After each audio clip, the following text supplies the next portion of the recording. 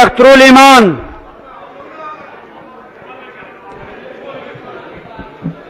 अध्यक्ष महोदय, पिछले दिनों में जो घटना घटी है उससे मैं समझता हूं कि पक्ष और विपक्ष दोनों लोग शर्मिंदा हैं, और सिर्फ हम ही सदन के लोग शर्मिंदा नहीं हैं।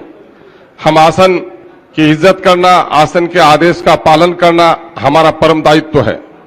लेकिन मैं समझता हूं कि सदन किससे है? आदमी उसी वक्त आदमी है जब उसके शरीर में आत्मा है, और आत्मा निकल जाए तो वो लाश है, फिर इंसान नहीं है। ये सदन उसी वक्त तक सदन है जब यहां विधायक है, और विधायक अगर यहां नहीं है तो इस सदन का कोई औचित्य नहीं है और फिर कोई आसन भी नहीं है।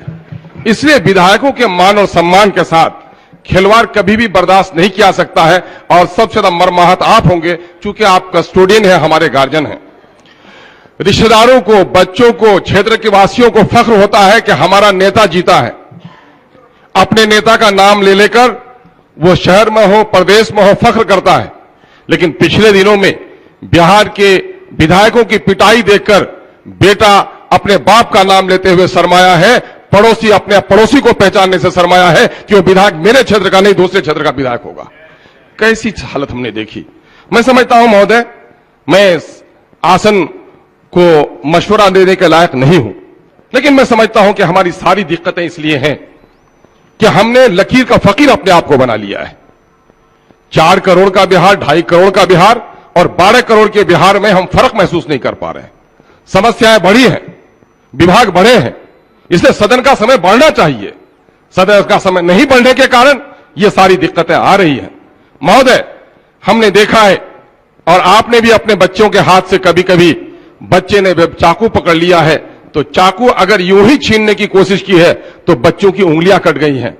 लेकिन जब मां ने चाकू पकड़े हुए बच्चों के हाथों में खिलौना पकड़ा दिया है तो चाकू वाला हाथ उनका ढीला हो गया है और चाकू को छोड़ दिया है। मैं समझता हूं कि इस क्राइसिस से निपटने के लिए हमारे पास एक मौका था, और आप सर्वोपरि हैं। आप कह सकते थे कि ठीक है, सदन को 2 दिन के लिए, 3 दिन के लिए उबलते हुए पानी में चेहरा नजर नहीं आता, रोष और आक्रोश में सच्चाई दब जाती है। अगर आपने समय दे दिया होता, समय बढ़ा दिया होता तो शायद यह स्थिति पैदा नहीं हो सकती थी। मैं मशवरे के तौर पर कह रहा हूं। लेकिन मैं कहूंगा आखिर में कि इस बात को लेकर बहुत दिनों तक प्रेम किसी से कितना भी हो, हम मुर्दे को अपने घर में नहीं रह सकते, उसको दफनाने ही में भलाई हमारी है। तो उसको दफनाने का उपाय होना चाहिए।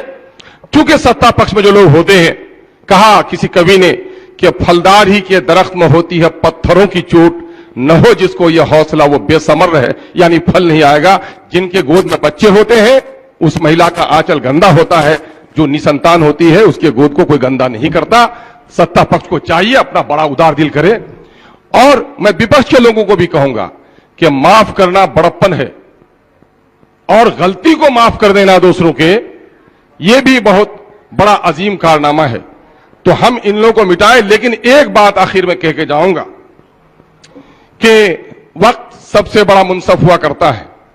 अगर हमने पुलिस के उन बिगड़े हुए अफसरों की खैरियत नहीं ली, यकीनन कभी आपने नहीं कहा होगा कि विधायक को पीटो।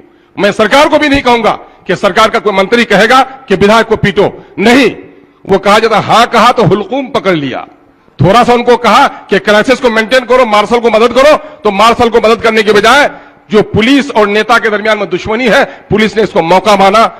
महोदय, महिला के साथ जो कुछ हुआ है तो मैं समझता हूं वो खेद का विषय है। पूरे सदन को खेद व्यक्त करना चाहिए। मैं समझता हूं कि पूरे सदन को खेद व्यक्त करना चाहिए और उस मुर्दे को दफना देना चाहिए, और हमारे सीनियर्स जो फैसला करें हम सबको सहमत होना चाहिए। आपका निर्णय आखिरी निर्णय होगा। अपने दिल के भरास को सब लोग मिटा लें। बहुत बहुत धन्यवाद।